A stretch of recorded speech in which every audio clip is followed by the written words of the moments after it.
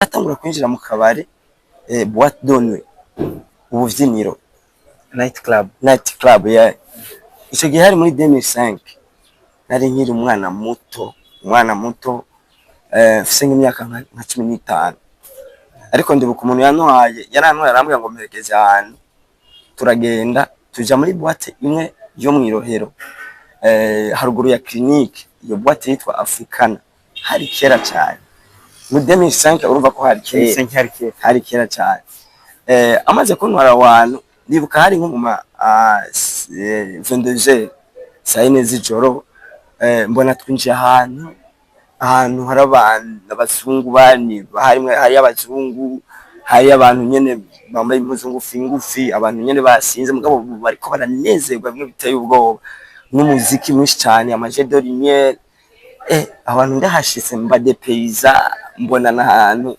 numva nanje nezererewe mbona n'ahantu indoto zanje ntiyashika gusa numva aho hantu haranyoye numva n'ahantu ntari bwigene mbona kuva mu buzima bwanje kuko nubundi nta nubwo nari bwigere mbona aho hantu rero umutipe yanwaye yari umunyagitega ndamwibuka yarasa amafaranga icyo gihe yaronka amafaranga menshi turanwa aransororera tugenda ndanwa boke zishika kuri 4 nananye boke zishika kuri 4 kuko ndibuka yuko icyo gihe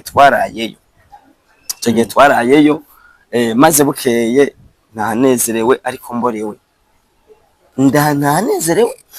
mborewe ndamubwira ati mviriza mugenzi ahantu ntwaye ntabwo ndasanzwe kandi nifuza ko nanje nzakuzana kuko nabona ari kibazo kimeze neza nabona ko nta bundi buzima umuntu yohiganirwa atari kuba yibereye mu kwiryohera nk'uko nigeze kugera ku rugezo rwo kunywa inzoga 18 Amstel ndende 18 umunsi wa mbere nywa Amstel 18 nari mvuye Bugarama kandi uwo munsi niwo munsi wa mbere nakoze ikintu kibabaza mama kuko nta kintu nari bwakore mu buzima bwanje cyari bwigire kibabaza abavyeyi umuvyeyi ngo ashobore kumbona arire atari uwo munsi nari nasinze atari uwo munsi nari naborewe izo nzoga 18 mama yarambonye nakora amosozi aravuga narinda kwizeye ko byinshi amacupa abiri iri ni rya Amstel iri naryo ni rya Sid uwo nwiriye arambwira ngo nonwa Amstel ati none ko wonwa Amstel kubera iki utonwa Sid ati Sid ntushobora kuyinwa kuko uzi ko ishobora kukica kandi nta wagusengeye rero sipoza rero ko na Amstel ari Sid uvuga ati ni nayo nizonyica nkuko Sid udashobora kuyinwa agaca ukamubaza iyo nda ni yandi akagura ngo inda ni ya papa kandi iyi yayinteye yaborewe apana umukobwa aborewe ahubwo kubera se yaraborewe umugabo wanje ni mboregwa ku buryo igihe kimwe yigeze kuza azanye indaya abana banje b'abahungu n'abakobwa bari muri salon nanje ndyamye ahita ambwira ngo vyuka wa mukecuru kubera iki yaborewe umbwira umuntu w'umupapa nubwo woba ufise iyo ngeso ko ushobora kwinjirana indaya abana bawe babona ugahita utuka n'umugore wawe ngo vyuka wa mukecuru we umbise ninjirane na bebe wanje mbisa ninjirane na bebe abana bawe atari inzoga neza abakunzi ba Data Films ongeye kubakira kuri channel yanyu negere n'Imana ibahimigisha myinshi uyu munsi twongeye kugaruka kandi turi kumwe n'umutumirwa wacu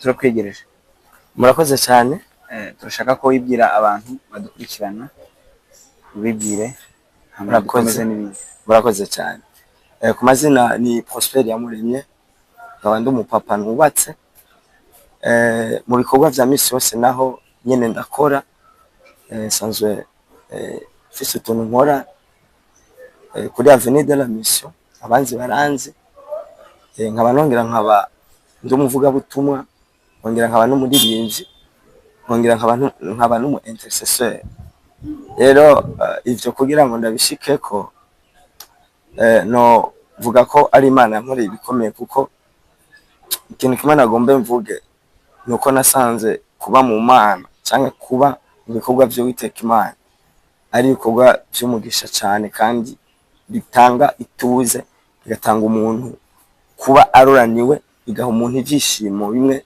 afise nuko no bivuga. Rero murakoze kuba mwatwumviriye mukadutumira kugira ngo dushobore kugaragaza ikiri muri twebwe, kuko ico nifuje gushigikiriza kuri iyi shani yanyu, numva cyane no vuga intahe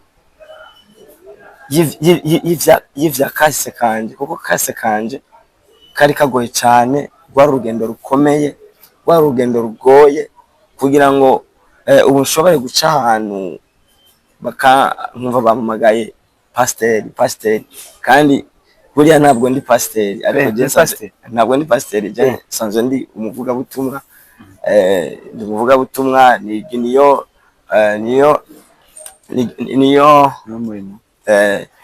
ngabire yanje, nisanze ndi umuntu novugira cyane Yesu kuko yankuye kure.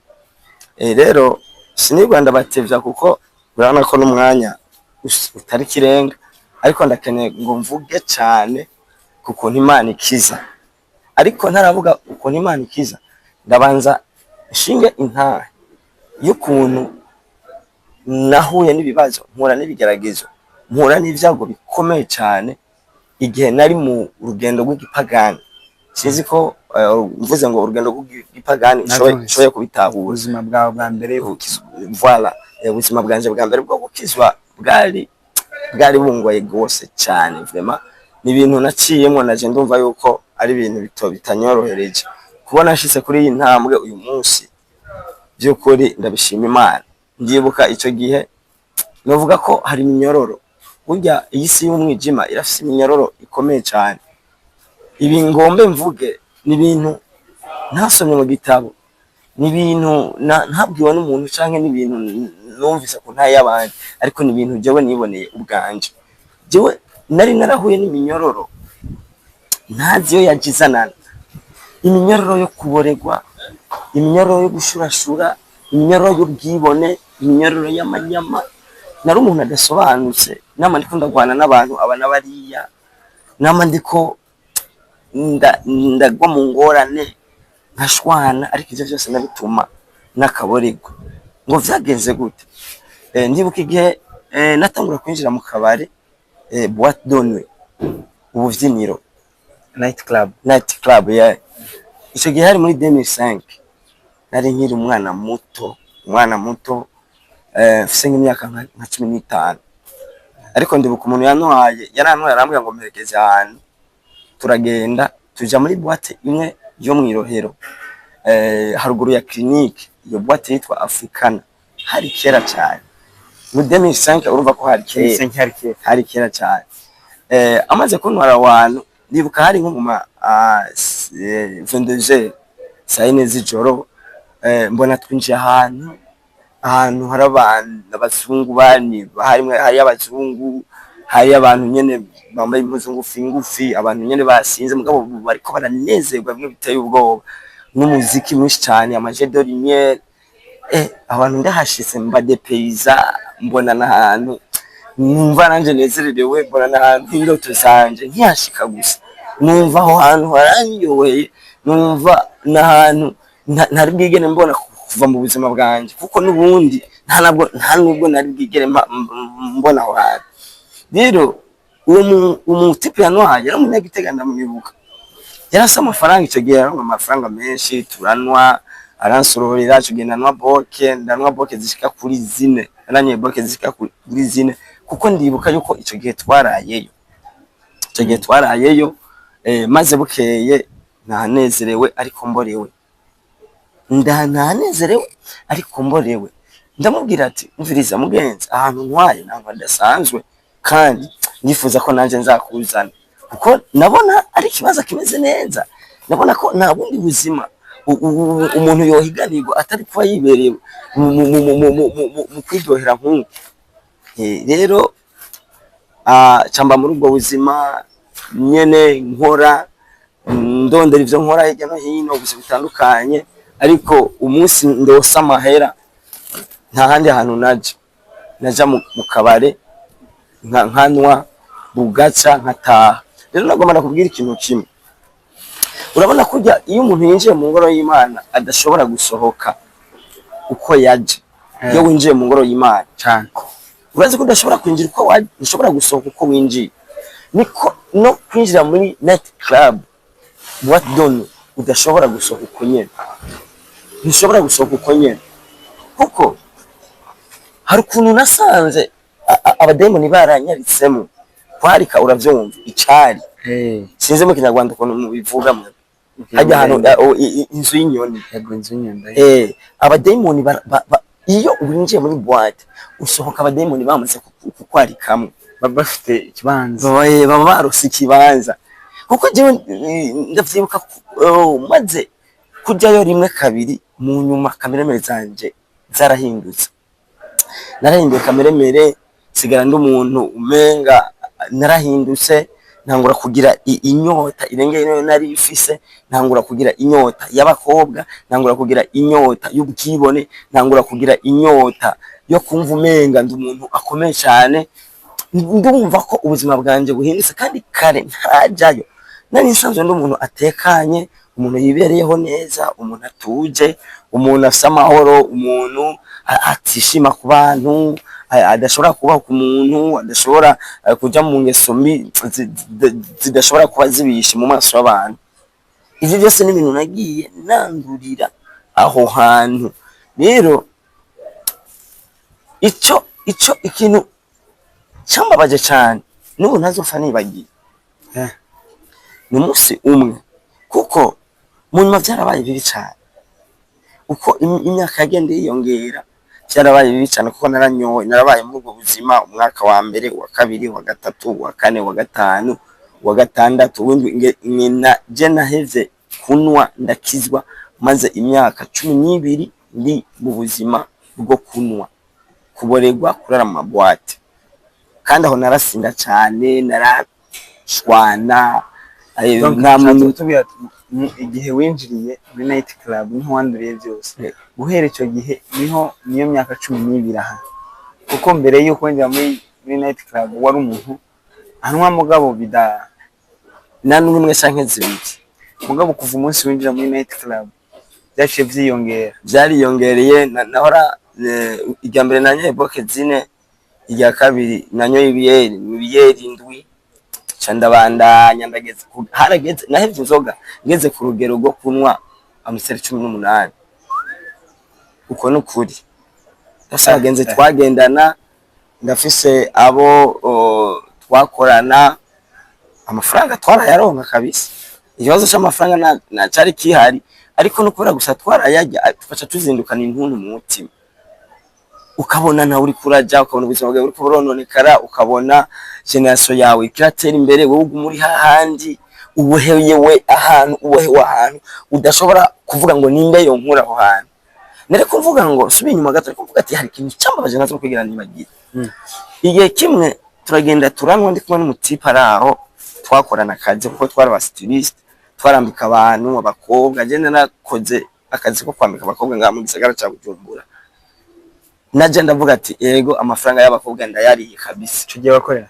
Nakorera muri Parisien, nakorera muri Parisien, le Parisien en face ya BCB.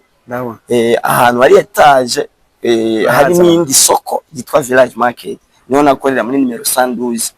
Niho nakorera. Rero igihe kimwe tujyana n'umutipa araho, turanwa, turaryoherwa, turamererwa neza.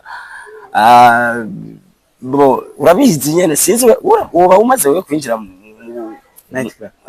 Aya nta munsi no naje. Okay, Imana yarakurinze cyane kandi ibihere gucyubahira. Uyo munsi turanyoye, kuko uri muri boîte ushobora kunwa ngo wigerere, ibikunda kuko ibintu biguma biryoha. Umubona abandi bantu baza, abantu batandukanye baza, abakobwa baza, bahindura imiziki ikaguma iduga ku rundi rwego rwo hejuru, imiziki ikagira kandi kanovera. Nifuza gutaha. Icyo gihe twaranyoye turakesha kugeza mu gatondo.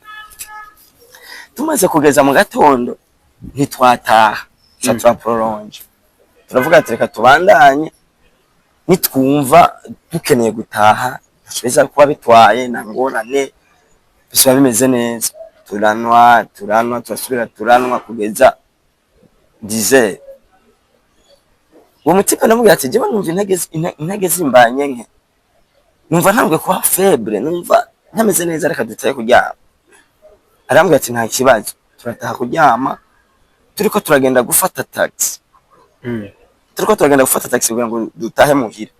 Cyo ndamubaza ati yitwa Eric, uwo mutipe yitwa Eric. Ndamubaza ati Edi, ko ndiko ndabona izuba ririko riraka mwijoro. Je numva bisobanura izuba ryaka mwijoro. Ubwo mwari mutashe kumuranga? Hari kumuranga. Ndamubaza ati ko numva izuba, ibi bintu byagenze bite ko mbona izuba ririko riraka mwijoro? Je numva izuba. Wowe rero arandaba aranseka, arantwenga gose. Ndavuga ati no kumwenga habaye iki? Ahubwo nunyishure. Arambwira ati rero byose wewe nkeka woba wagize ikibazo, tureka ndatahe ugende kuryama. Arambwira nazuba ariko riraka mwijoro, turi ku murango. Camita mbona yuko imyaka myinshi nabaye ndiko ndanywa inzoga biriko birangeza ku rugezo rwo gushobora gusara, kwitiranya amanywa n'ijoro, kwitiranya ijoro n'umurango. Mwe mu kirimi cyane muvuga ngo amanywa n'ijoro, natwe tuvuga ijoro n'umurango. Narababaye, ndumva ndababaye, nongera ndababara, kugeza aho navuze ati ngomba mpebe sinzasubira kunywa inzoga. Nacigana ndibuka naciye nifunga amezi 6 agenda gusenga, nta n'uwana naragenda gusenga mugabo ntarabatizwa, ntarizera Kristo Yesu, nta mbaraga nakora muri eglise, ntivyari gukunda. Amezi 6 ashize nsubira mu kabari. Après 6 mois. Buriya ibintu byose wakora utaraha ikibanza Kristo Yesu, usubirayo. Naragerageje kugira ngo ndabukono nobiyeba. Umupastor akavuga ati abantu batarizera Kristo Yesu, abantu bakiri mu vyaha, abantu bakiri bakibushwe n'iminyororo, nibaze ngaho imbere tubasengere, nabo bigishwe inyigisho, bizere Yesu, ababera umwami n'umukiza, baganzwe n'ubushobozi bw'ijuru. Ariko maze kumva bariko baratuma kabo bantu, naca ninyegeza, nkanyegeza umutwe nkavuga ati bashobora kuba bambona hari muri eglise Minevame muri ville, ahantu hari umupastor yitwa Boneve, niho ninjirira ayo mezi 6 yose, ninjiriraho abantu niho ninjirira. Ariko vyaranse, hanyibutsa ijambo riri mu Baroma 14 ngo mbega ngo bazomwambaza bate, bazokwambaza uwo batarizera. Nivyo akunda yuko wohimbaza Imana, nivyo akunda yuko woba mu bwiza bw'Imana utaramwizera. Ubanza no kwanza kumwizera, umaze kumwizera nawe akamanura ubwiza bwiwe bukaba muri wewe, bigatuma nawe ugira inkomezi zo gushobora kurwana urugamba. Ico gihe mwari kumwe na Eric mu masengesho, aho twagenda gusenga, nabwo twarajana rimwe twarajana rimwe, ariko uwo munsi bahamagaza uwumva yoshobora kwizera umwami Yesu, siho yari. Ariko gaca winyegeza, narinyegeza, nacanyegeza umutwe mu ntebe nyinyegeza. Ariko nagiye kubibona mu nyuma, zari soni, nakumva umenga nango bakubonye, nabona umenga bambonye, nabona umenga si ibintu vyanje. Nkabaza umutima ntubinyemerere, kuko umutima wari ukiboshwe, nkumva umenga ni ibintu ntokora. Kubona nitwa umukizwa, nitwa umurokore, ibintu n'izina nagwanya cyane. Nuko rero mbandanye ni mu buzima buraba bubi cyane. Haragira n'igihe turaja ahantu bita Bugarama, sinzi ko horo Bugarama ndandahaca waruwaje duza ruguru. Okay, rero twaragiyeyo, turanezerwa, turanwa, twavyita kunezerwa, turaryoherwa nyene. Hageze ko tumanuka, kuko jemba mbanga birare gato, urenganya ngaho ku muberure, imodoka iratuzana tuvuye mu Bugarama. Nari nakubwiye ko nigeze kugera ku rugezo rwo kunywa inzoga 18, Amstel ndende 18. Umunsi wa mbere nywa Amstel 18, nari mvuye Bugarama, kandi uwo munsi niwo munsi wa mbere nakoze ikintu kibabaza mama, kuko nta kindi kintu nari bwakore mu buzima bwanje cyari bwigere kibabaza abavyeyi, umuvyeyi ngo ashobore kumbona arire atari uwo munsi nari nasinze, atari uwo munsi nari naborewe izo nzoga 18. Mama yarambonye nakora amosozi, aravuga narinda kwizeye ko byinshi, narinda kwizeye ko uzoba umuntu azofasha umuryango, azoshikana abandi kure, mugabo raba nashobora no kuvuga ivyo bintu. N'ubu ndavyibuka nkumva umenga norira, kandi mama nawe yaramaze gusezera, ariko nta kindi kintu nari bwigere nkora, nta kindi kintu nari bwigere nkora ngo kibabaze umuvyeyi wanje atari icyo gihe nari nanyoye izo nzoga, nari nanyoye inzoga zo ku rugezo rwo hejuru, ndavyibuka. Cambandanya mba muri ubwo buzima, nkagerageza kwihana bikanka, nkagerageza guheba, nkaheba insomene, mugabo nkasanga nabisubiyemo. Rero icagiye kunkura muri iyo migozi, icagiye kunkura muri uwo mubabaro nari muri ako gahinda, ni umwami Yesu.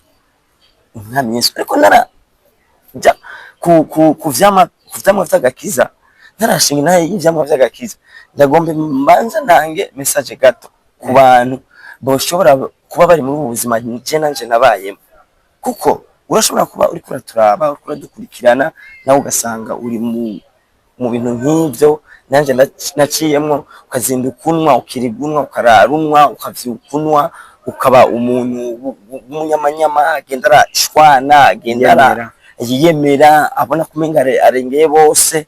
Ushobora kuba uri muri ubwo buzima, ariko nagomba nakubwire ngo ubwo buzima n'ubuzima ukwiye guhagarika, n'ubuzima ukwiye guhagarika, n'ubuzima atanu hamwe uzogushikana, n'ubuzima atanivo nimwe uzogushikana.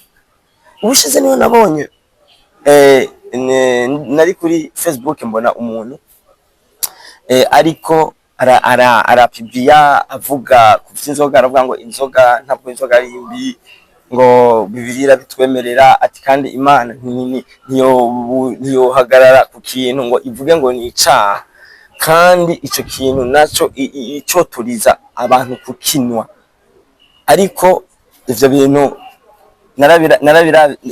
narabibonye numva ndababaye, kuko bo yararobanuye imirongo, amaverse ashobora kubumenga niyo agaragara kwari ukuri ku bantu banywa inzoga. Uyu muntu yariyorohereje, avuga ati uyu muntu ariko asugumira abantu cyane mu mutego, ariko asugumira cyane abandi bantu gusubira kandi kwiboha, kuko hari igihe umuntu avuga ati numva umenga nokira, mbega ni iki cyonkiza, mbega ninde yonkiza, mu gihe arose revelation yo kumva umenga yohinduka, akizera Kristo Yesu, agakizwa nk'uko twe twakizije. Mugabo amaze kubona umuntu ariko avuga ijambo ry'Imana kandi agacagarara ku mirongo yo muri Bible igaragara ko umenga n'ukuri kandi atari ukuri by'ukuri, narumvise mbabaye cyane, ndavuga ati uyu muntu vraiment Imana ni mubabarire.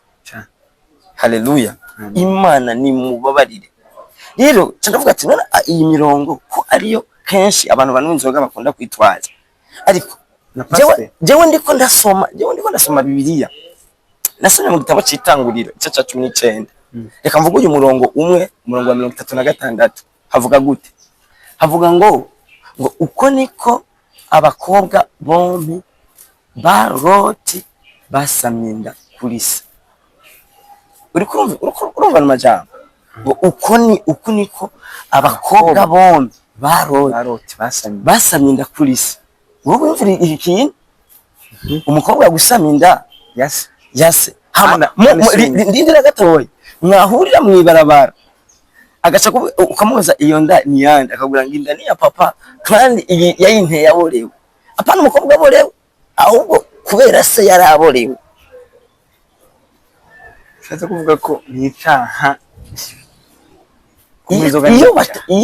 iyo se ataza kuborerwa, kuko birivuga ko abo bakobwa biwe babiri aribo bamuhaye vino, aranwa inzoga araborerwa, arangi amaze kuborerwa babonye neza ko yaborewe, akora ibintu bidakorwa, akora amahano.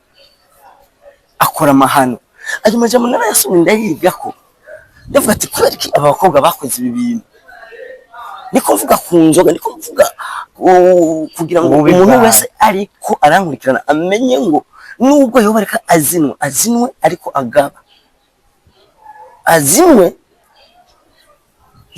amenye ngo ejo cyangwa hirya y'ejo birashobora kunkoresha amakosa ivyo nta namwe nari bwigere ndavyumva nta namwe ndigira nduva mu makuru atari Loti yabyaranye n'abakobwa biwe babiri umukobwa asaminda yase biravuga ko atabana bari bakiri mu isi bira niko ivuga hari Loti n'abo bakobwa biwe babiri ariko abo bakobwa biwe babiri Imana nta service yari yabasabye kuko Imana nubwo umugabo n'umugore batobaho Imana irafise kurema mu cyane rwose kuko Adamu ntasagira Adamu nta nyiragira Adamu arafise se oya data twese ni Imana data twese abamwe bo bagize ubwoba bagira impungenge ngo nta muntu agisigaye mu isi azaturongora reka tuboreze data